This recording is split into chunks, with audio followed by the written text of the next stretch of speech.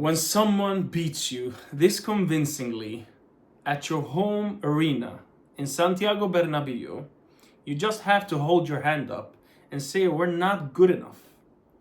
Bayern are a much better team. We didn't compete today. This was a complete domination for like 80 minutes. And then maybe the last 10 minutes, that's when we started playing football. This was an embarrassment on all levels. And this problem stems from poor planning. It comes from the president to the coach to the players. This is a systematic problem. We've seen it now 2 years in a row. We cannot compete at the top European level anymore. We saw this against Arsenal last year. We were beaten just as convincingly at Santiago Bernabéu last year as we were today by Bayern Munich. And we're gonna get beat at Allianz Arena just as convincingly as we were beaten at Embarass last year. This is a difference, a complete difference in levels. I mean, the problem is that today we saw one team complete in Bayern Munich, coached by a proper coach company. And on the other side, we saw Real Madrid, a team of individuals. They didn't fight for each other. They didn't fight for the badge. They didn't fight for anything. So let's talk about the game. I thought the lineup was good, honestly. Like, Mbappe has to play, unfortunately. He is a star. He has to play. In a perfect world, I wouldn't start him after what he did last game. And I love the fact that he started Thiago Pittark. We need that balance in the midfield. Otherwise, we don't have anyone to replace that balance. And he did his best today. He misplaced another pass like last game against City, but he did his best.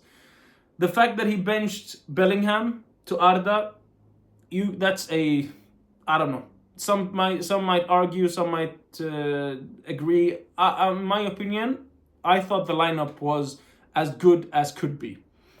Because it's the same lineup that worked against City, but the problem is we have one player that was injured at the time and now he's back.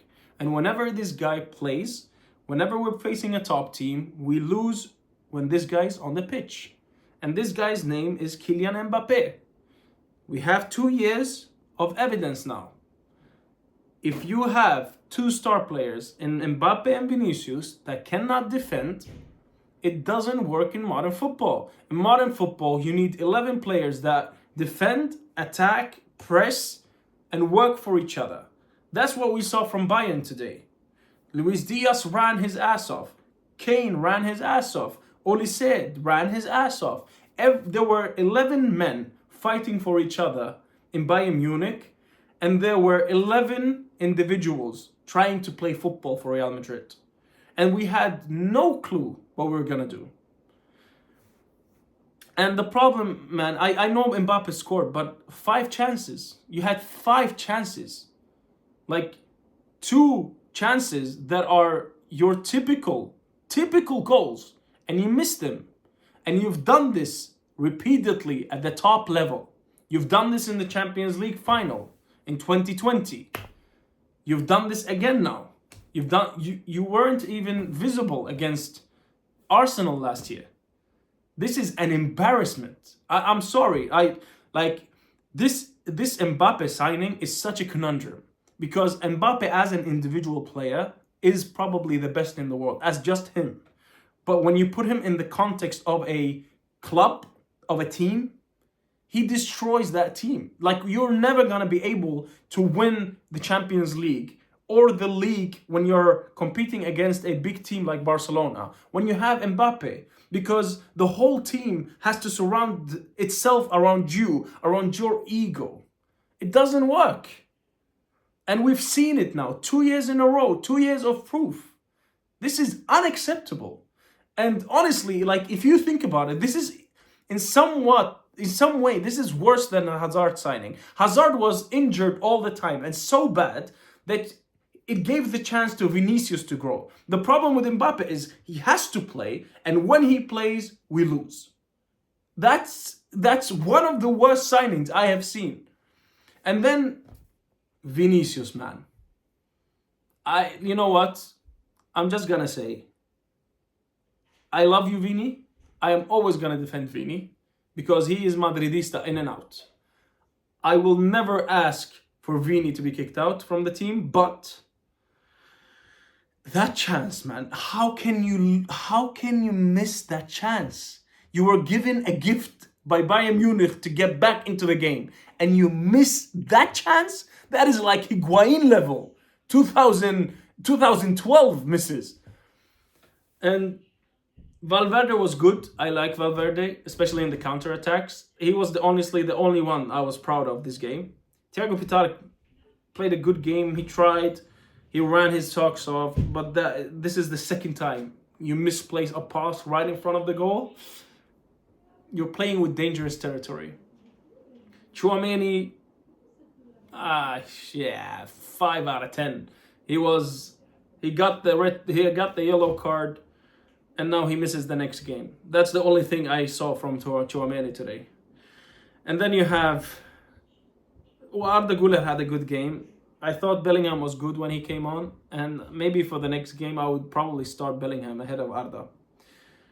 Now, the right side, Trent. Trent is like all or nothing. He either gives you that amazing assist to Mbappe or he misplaces a pass right in front of goal.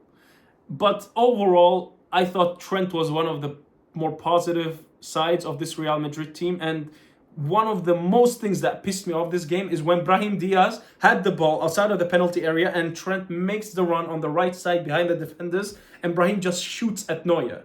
And Neuer, by the way, I'll get to him later. I'll get to all of Bayern Munich later. They were amazing today. Trent was good. I liked what I saw from Trent today. Like, this is what I expected from Trent. Maybe more, but this is good.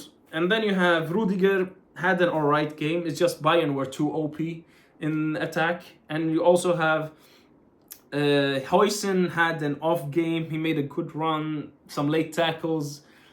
Very doubtful. Militao was good when he came on. He saved us a lot in the counter-attacks. And then we have Carreras. Carreras. Bro, Olise beat you every single one-on-one. Carreras, by the way, is a good player. But Carreras has stopped the likes of Lamine Yamal. But Olise made a mockery out of Carreras today. Bro, Olise is another level. Like, I don't... How are not more people talking about Olise? Bro, this guy was Messi today. He was untouchable. Nobody could take the ball out of Olise. This was one of the best performances I have seen by a player in a long time. This was amazing. Honestly, like, how are people not putting Olise like top 5? This guy is so underrated. This was an unbelievable performance. And then you have Lunin. It is what it is. Like, it is what he made some good saves. It is what it is, you know. Now on to Bayern, man. Let's start with the main man, Olise. I love this guy. This is one of the best performances I have seen by a player in a long time.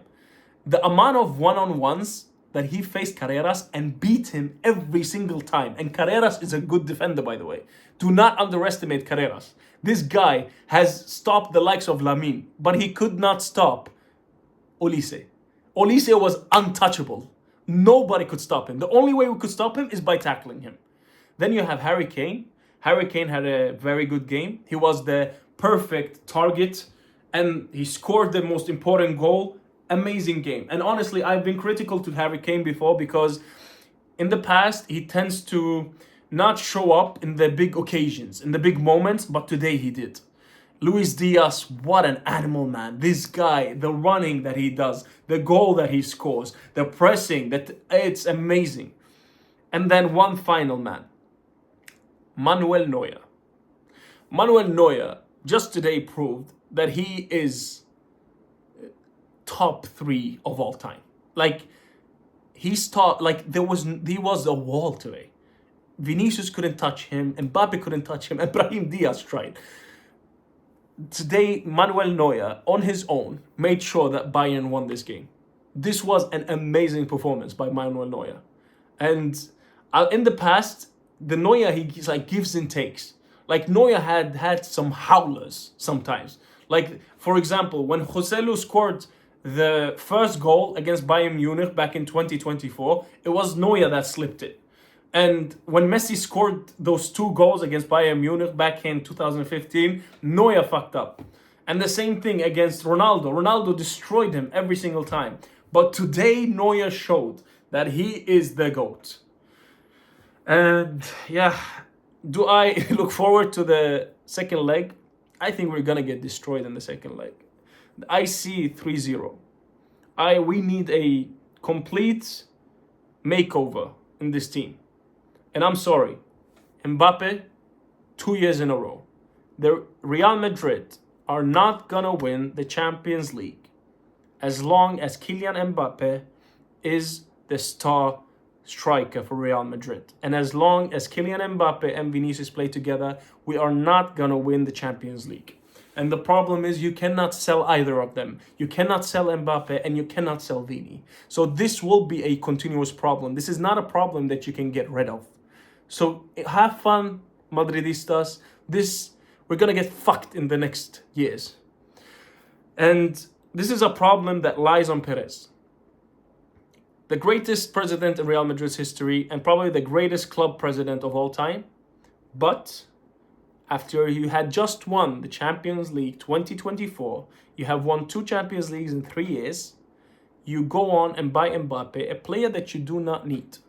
Honestly, at the time, Mbappe was not needed. We needed to replace Kroos, we needed to replace Modric, but what you did is that you bought Mbappe. And you killed the club, you killed the team. And Real Madrid now is a team that cannot compete at the top level in Europe. It's pure and simple. We cannot compete at this level anymore. I hope you enjoy what you've done.